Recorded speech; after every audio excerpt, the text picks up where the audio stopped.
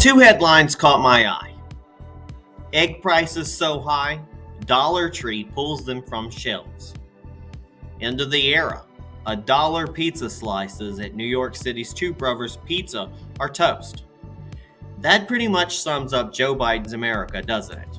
Eggs are too expensive to sell at the dollar store, and you can't buy a dollar slice in New York City.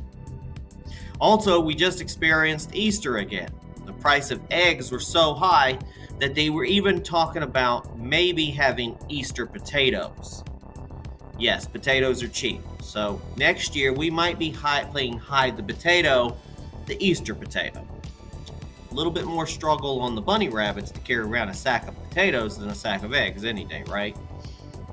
Thank you for tuning in to hashtag Go Right with Peter Boykin. We've got some great articles to talk about today, and we're talking about economics and Joe Biden. So let's talk about the rise and coming fall of the U.S. dollar, no taxation without representation, the best and worst cities to earn $100,000 in it, the American spirit is on life support, Joe Biden's veto hurts your retirement savings, and Americans know Joe Biden cannot fix our economy, and OPEC Plus announces oil cuts. We got this and more viral videos coming up. I think it's time for us to go right. We'll be right back with Go Right News. You can follow us on GoRightNews.com for more information. Hi, fellow patriots. This is Peter Boykin from hashtag Go Right. Share this right now. Time to go right.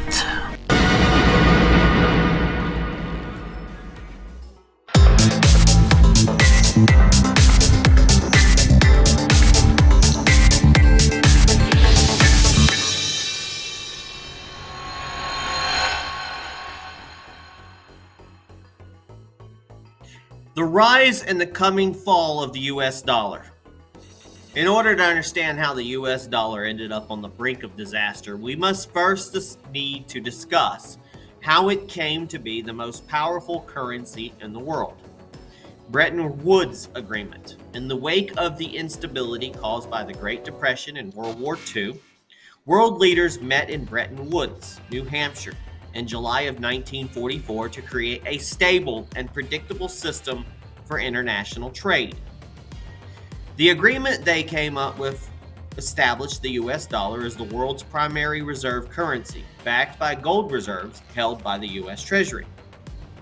The dollar was chosen partly because the US was the world's largest economy and because of its commitment to free trade and open markets. Petrodollar Agreement.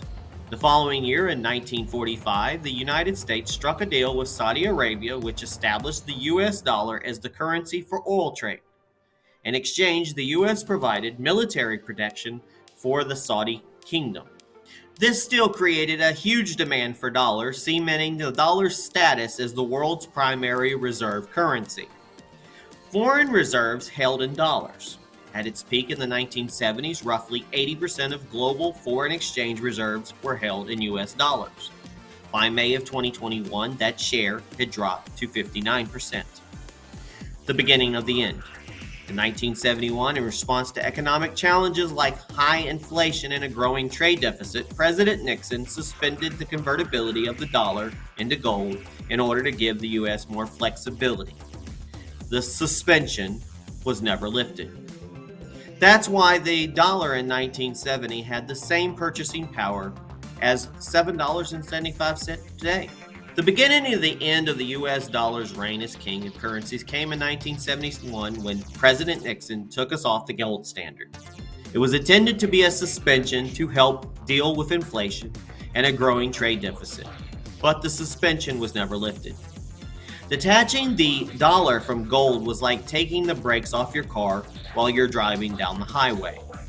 The first major accelerant to the dollar's demise came in the wake of the 2008 financial crisis when the Obama-Biden administration and the Federal Reserve took extraordinarily short-term measures to try and pull us out of recession, without considering the long-term effects it would have on the dollar. The Federal Reserve began policies like quantitative easing, printing over $4 trillion in new dollars. And when you print dollars, you increase the supply that lowers the dollar's value. The Federal Reserve also lowered the interest rates by nearly 0%, which made investing in US dollars less attractive to foreign investors. The Obama-Biden administration also implemented a $700 billion bank bailout, which added to the US debt and created more uncertainty about the dollar's reliability. Along the way, there are other accelerants like the COVID pandemic and the wars in Iraq and Afghanistan, but the reason we find ourselves in the position we're in today, with China leading the revolution against the dollar, can be traced back to Joe Biden's poorly calculated proxy war against Russia and Ukraine. Biden's proxy war with Russia. As Russia invaded Ukraine, just in 2022, Joe Biden responded by freezing Russia's dollar reserve assets. The move was intended to collapse the Russian economy and cause a run on banks, but it didn't play out that way. The result: it exposed that Biden was willing to undermine the global reliability of the US dollar in order to pursue his political goals. Every country in the world after this move would wonder if their US dollar reserves might be frozen in the whim of a senile American president. Today, it was a military conflict in Eastern Europe. What if next Biden freezes the assets held by countries for their LGBTQ policies or climate policies, etc., etc.? China's desire to dethrone the US is nothing new. What is new, however, is the self-inflicted wound provided by Joe Biden freezing Russia's dollar reserves, which gave China an avenue to aggressively start building its anti-dollar alliance. Acceleration. Once the US showed its willingness to freeze foreign countries' dollar reserves, China began brokering alliances with other nations to use their own currencies over the dollar. In Russia, Western sanctions pushed Russia into the arms of the Chinese. The two nations have new agreements for trade, infrastructure, and most important currency. The yen has since replaced the dollar as the most traded currency in Russia. In Saudi Arabia, recently the Saudis met with the Chinese to discuss breaking a 50-plus year track record of only accepting US dollars for oil sales. This new agreement will allow for oil sales in yen and other currencies. In Brazil, recently Brazil and China announced a deal to ditch the US dollar in favor of their own currencies for trade between the two nations. Brazil recently elected a pro-China commie as president. In Mexico, our neighbors to the south have expressed interest in joining the BRICS, the BRICS alliance, an anti-Western alliance that includes Russia, China, Brazil, India, and South America.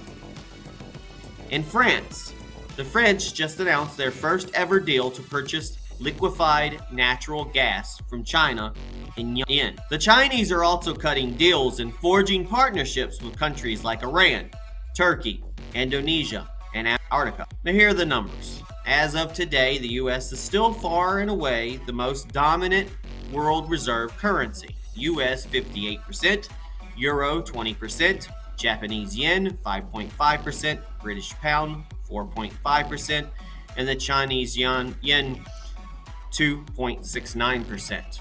Now here's perspective.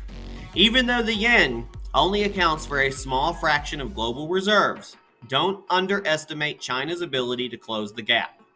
25 years ago, their GDP was roughly $1 trillion. Last year, in 2022, it was over $18 trillion. Now, the big picture. Dethroning the dollar isn't just about knocking the U.S. off its perch. It's an attack on the U.S. economy that would lead to hyperinflation as we've never seen before. If current nations don't want to hold U.S. dollars, they would flood back into the United States and devalue the dollars you and I hold today. This is why when the U.S. went to economic war with Russia in 2022, I strongly opposed it. It's not about agreeing with Russia's war in Ukraine. It's about understanding the second and third order effects of the actions we take. Unfortunately, our current president cannot see the forest for the trees. Now, if I'm elected Lieutenant Governor of North Carolina, I will do everything in my power, which I've explained before is keeping the Senate straight and working on the school board and anything else the administration would give me. But power of persuasion, I would do everything in our power to get more jobs here in North Carolina, to get more factories here in North Carolina, to encourage people to buy American, buy North Carolina. It's time for you to, I know you want a bargain. I know things are tight, but do you want quality? Do you want American-made products? When you go buy something, check to see where it's made. I would say don't buy it if it's in China. If you can, try to buy it American. Or at least places that's not on this list who actually support the American system. That's what real free trade is about. Please check out peterboykin.com for more information. Hey folks, this is Peter Boykin and I'm running for Lieutenant Governor of North Carolina. I'm out here driving in the country, doing a little campaigning, and stopped upon this really nice farm with these really cool horses over here. Just wanted everybody to see while I'm out the wonderful country in North Carolina that we have. And I want to protect that as your North Carolina Lieutenant Governor. Vote for me in the coming election and primary. You can check out more about me at peterboykin.com. And every chance you get, go out in North Carolina and enjoy the scenery, especially in the better times of the year. God bless everybody.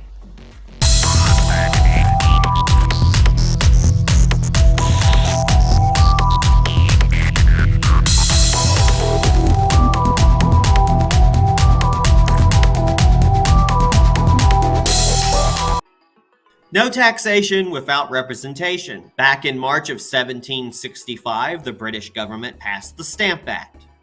It was a tax on any materials printed for commercial or legal use in the colonies. This included items like newspapers, playing cards, and pamphlets. The stated purpose of the tax was to pay off debts incurred by the British during the 7 Years' War and to pay for British troops stationed in the colonies. The colonists would have none of it. Now, later that year, representatives from 9 colonies came together in the New York City for what has been known as the Stamp Act Congress. This represented the first time the colonies united to take action against the Crown. Their main grievance would come to be an iconic American characteristic. They acknowledged that the British Parliament could regulate colonial trade, but it did not have the power to tax the colonists because they were not represented in Parliament. In other words, no taxation without representation. Earlier the following year, in 1766, the British Parliament repealed the Stamp Act. Ultimately, the cost of enforcing the act was more expensive than the money it brought in, but the effects of the act could not be repealed. The seeds of independence had been planted and would ultimately grow into the American Revolution. The source of this is history. We're going to have to repeat that, I guess, soon. We don't know. But again, it all comes down to no taxation without representation. And that's an important part of history.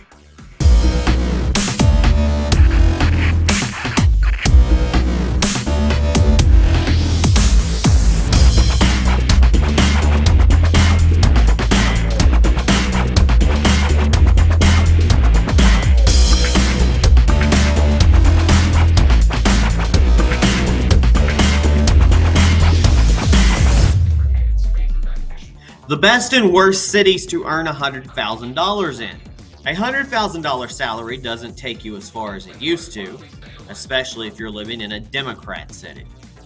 Now, Smart Asset, a financial technology company, compared what $100,000 can get you after taxes in 76 of the biggest U.S. cities and adjusted it to the cost of living in each location. Now, here's what they found. The best cities to live in, and I was actually surprised on this, is number one is Memphis, Tennessee. I lived there for a year. After taxes, you take home $74,515. But since the cost of living is 14% lower than the national average, your salary is worth $86,444. El Paso, Texas. Since the cost of living is 12.3% lower than the national average, your salary is worth $84,966. And number 3, Oklahoma City, Oklahoma. After taxes, you take home $70,302, but since the cost of living is 16.8% lower than the national average, your salary is worth $84,498. Now let's talk about the worst cities to live in. Number 1, this is not a surprise, New York City. New York City! It's worth $35,791. Honolulu, Hawaii is number 2. $36,026. San Francisco, number 3, $36,445. Washington, D.C. You know, people gripe about people in Congress and stuff. You know, they get a salary about $150,000, but we're talking about $100,000. So $100,000 in Washington, D.C. is worth $44,307. It means if you make $150,000, what is that? A little under $70,000? Not much, really, if you think about it, especially if you're a congressperson. Long Beach, Los Angeles. It's a tie between Long Beach and Los Angeles, California. It's $44,623. Now, are you noticing a pattern? The worst cities to earn $100,000 are all Democrat-run hellscapes. Makes me wonder where Chicago is on the list, but you know, who makes $100,000 there? The source of that is Smart Asset.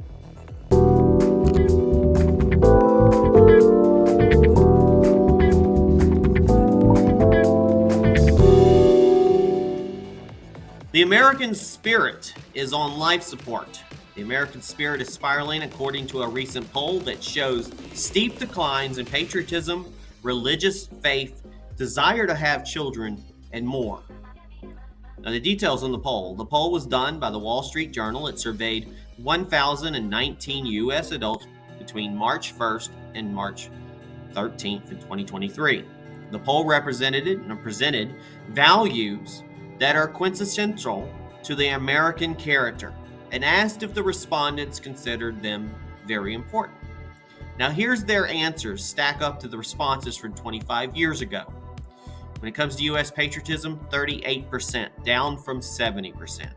Religion, 39%, down from 62%. Having children, 30%, down from 59%. Community involvement, 27%, down from 47%. And money, 43%, up from 31%. The only category to go up was desire to make money.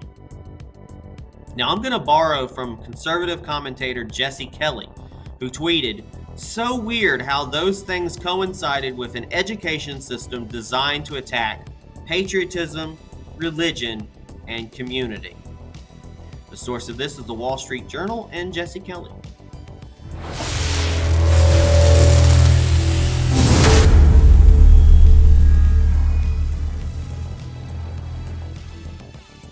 Biden's first veto hurts your retirement savings. Joe Biden issued his first veto, killing a bill that would have prevented private retirement plans from prioritizing woke ESG investments over maximizing savings for retirees. ESG stands for Environmental Social Governance, essential to a communist-style social credit score for businesses that pushes left-wing social environmental goals by issuing ratings on how, quote, responsible they are. In March 2023, both chambers of Congress, including the Democratic-controlled Senate, passed a bill to kill the Biden Department of Labor's new rule that pushes private retirement plans to consider ESG factors when making investments that affect more than 150 million Americans. Now, Biden's veto, according to his veto on Twitter, Biden gaslit Americans by saying, quote, "This bill would risk your retirement savings by making it illegal to consider risk factors MAGA House Republicans don't like." Now, there's two problems with this tweet. One, MAGA House Republicans. This bill was passed in a Democrat-controlled Senate, 50-46, with Democrats John Tester and Joe Manchin voting for it. Now, it would risk your retirement. This is provably false. The Wall Street Journal analyzed data from the past 10 years and found the investment portfolios that avoided woke ESG investments, plus 334%, outperformed the market 230%. Now, West Virginia Senator Joe Manchin slammed Biden's decision, saying President Biden is choosing to put his administration's progressive agenda above the well-being of the American people. Now, what happens next? Technically, Congress could override his veto with a 2/3 majority, but the numbers aren't there. So this assault on Americans' retirement account will continue. The source of this is Fox News and the Wall Street Journal.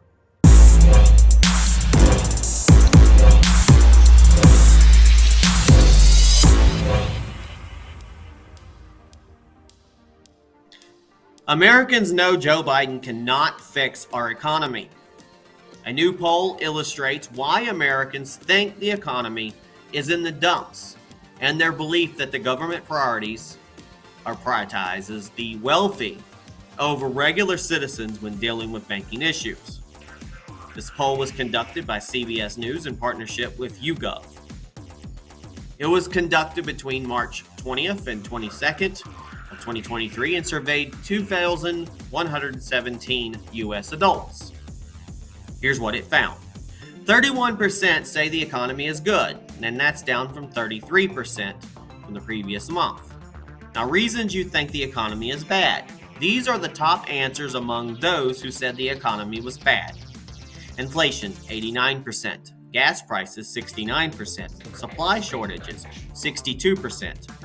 Don't trust Biden, 55%. And issues with banks, 54%. Now, have prices on goods and services you buy gone up? 64%. Gone down? 9%. Stayed the same? 27%. Even Joe's supporters say he can't handle inflation. While 45% of those polled said they approve of Joe Biden's job as president, only 32% approve of his handling of inflation, nearly 1/3 of his supporters. In dealing with bank issues, the government protects the interests of wealthy people, 67%, large investors, 64%, poor people, 12%, middle class, 10%. It's clear Americans in both parties know Joe Biden, doesn't have the chops to pull the country out of this inflation crisis. What's worse for Joe Biden is their belief that the regime prioritizes the wealthy over middle class and poor Americans. It's one thing to be a dunce. It's another to be elitist dunce. Source of this, gasp, is CBS News.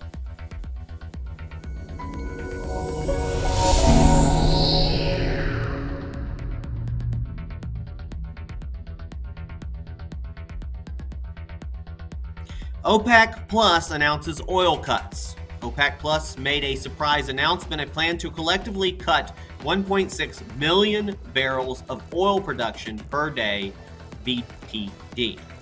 The announcement led to a sharp rise in the price of oil. It means the gas at your pump has gone up, if you notice that again. It's not just because it's summertime mix. Now, what is OPEC Plus? It's effectively a cartel of oil-producing countries led by Saudi Arabia and Russia that aim to control global oil prices through coordinated production cuts. Now, who's doing the cutting? The top cuts, not surprisingly, come from the biggest producers in the group. Russia, 500,000. Saudi Arabia, 500,000. Iraq, 211,000. UAE, 144,000. and Kuwait 128,000. Now this cut is on top of the 2 million barrel per day cut the cartel announced back in October in 2022. Now what has this done to oil prices? Oil prices surged as much as 8% when the futures market opened. The leading global indicator for oil prices, Brent crude, jumped 5.1% to $84.95 a barrel. For perspective, Brent was $71.03 in March 17th of 2023. When the price of a barrel of oil jumps, so does the price at the pump. This was a smack at Biden. According to reports, Saudi Arabia was annoyed that the Biden regime announced that it would take years before they replenished the U.S. Strategic Petroleum Reserve that Biden depleted in 2022.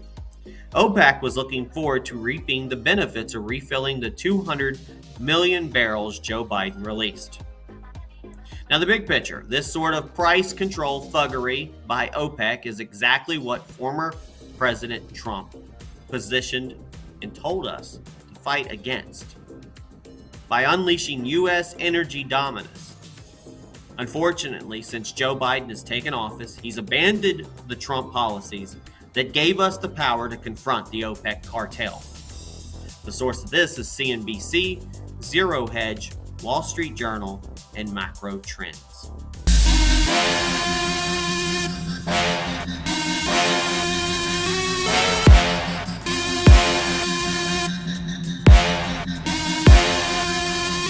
Folks, to recap this podcast, let you know that, I do talk a lot about Joe Biden. And it's not just because the guy's a Democrat. Frankly, when somebody's the president of the United States or anybody in any position that we have, that we elected official, we have to make sure that they actually can do their job. Joe Biden has proven over all the time he has spent in government, lifelong establishment government, that he does a shitty job, a lousy job. Pardon my French, but whatever. He does a horrible job. And that's why I have no problem talking about Joe Biden. I'm somebody that thinks that the right and the left are necessary because they have to work together to get things done together for all citizens. There are gray areas that separate us, but at the end of the day, we have to find a path to make sure that all of our citizens are taken care of and that America is fruitful. Joe Biden isn't doing that. Now, I'm running for Lieutenant Governor of North Carolina, but I'm running to be everybody's Lieutenant Governor. Right, left, middle, whatever you can be. I want to uphold our Constitution, North Carolina Constitution, the U.S. Constitution, but I want to unite North Carolina for a greater America. So check out my website. It's peterboykin.com. And thank you for tuning in.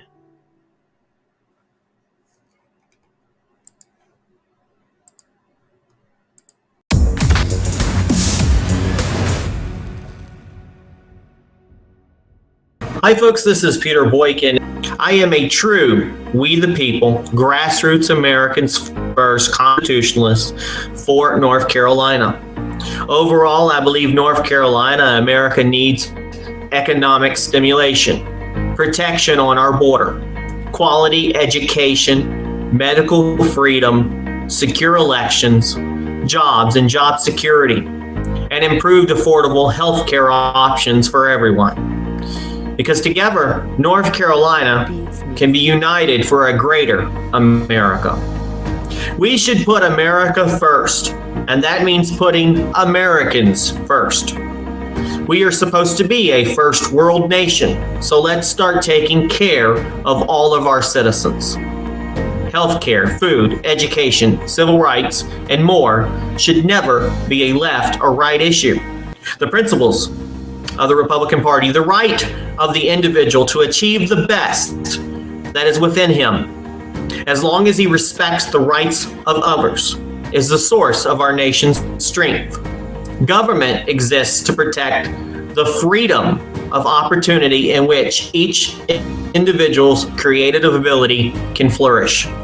Government activities should be limited to those things which people cannot do at all or cannot do so well for themselves. The most effective government is the government closest to the people.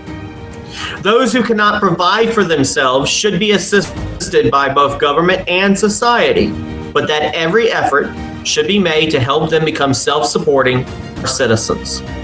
Equal rights, equal justice, and equal opportunity belong to all, regardless of race, creed, age, sexuality, sex, gender, or national origin.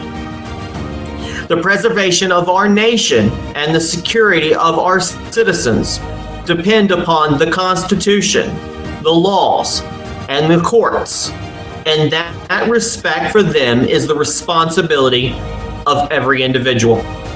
The government is accountable for maintaining sound money and a responsible economy.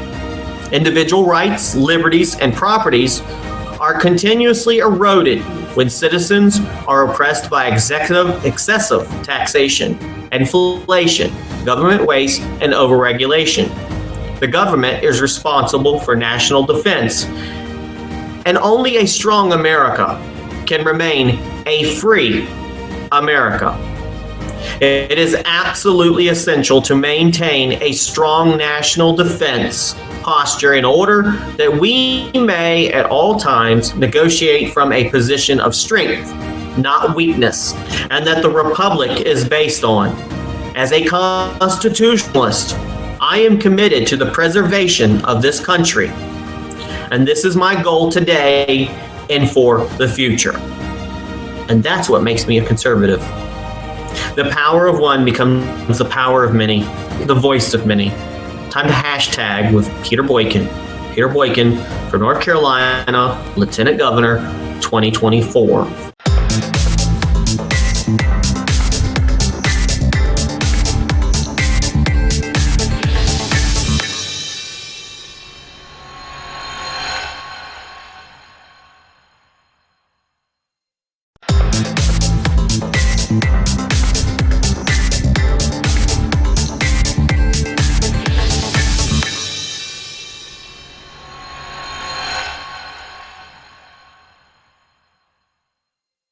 Do you like what you see? I will be running in 2024, and I'll need lots of support. The website is peterboykin.com. That's PeterBoykin.com, and it's updated. I plan to run a clean campaign as we will have a lot of candidates running, and I just hope that money doesn't continue to decide who runs things in Raleigh or D.C. Our government should be ran by the people, and mainly by those like myself who can understand the everyday struggles of its citizens. Win or lose, I cannot just sit on the sidelines and comment. Running is activism. So if you have or you like the content that I've put out in the past, please help me towards the future. Let's hashtag Go Right with Peter Boykin.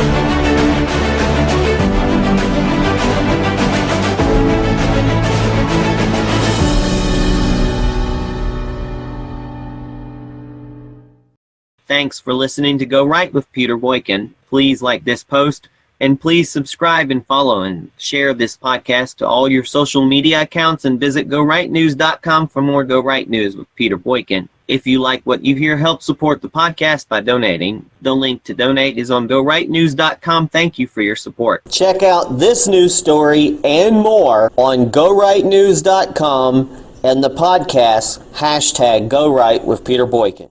Go right and register to vote. Your vote matters, so vote. Go right and vote. #Go right. Go right. Do right. Be right. Go right. Do right. Be right. Lead right. Think right. Vote right. Vote right. Think right. Lead right.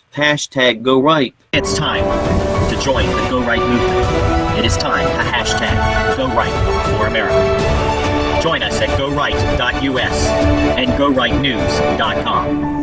It is time for the Great American Revival, and it is time to #Go Right for America. Thanks again, everybody, for listening to this, and please share it everywhere. Again, this has been #Go Right with Peter Boykin, a part of GoRightNews.com.